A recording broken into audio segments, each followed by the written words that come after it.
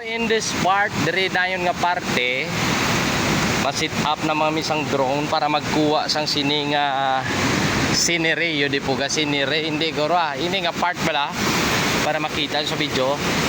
So makita nyo na ang aton nga amigo, ang aton nga abya nag-sit up na naman sang iya nga drone, mga kasuroy, may photographer man ta para makita nyo sa video nga mo nga scenery, pero mas nami pagid ko na to sa babaw.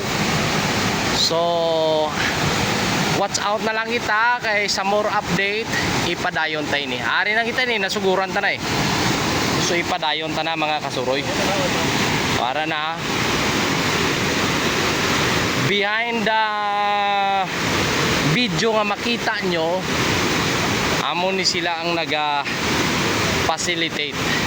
Ari ang aton nga mga abyan, mga bantay lasang, no? Iyaman ni parts ang LGU si Palay, of course. Na pasalamatan tayo ni sila kung waay sa ila.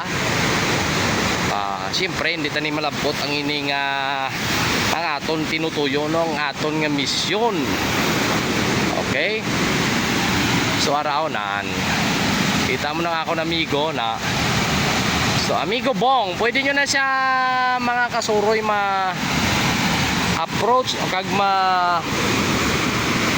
mapamangkot o kung pwede naman niyo na sa maupod pakadto di sa uyok-uyok.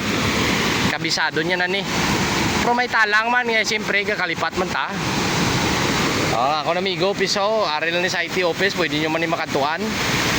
Ako niya gara-gara la niya. Okay, ara na ha.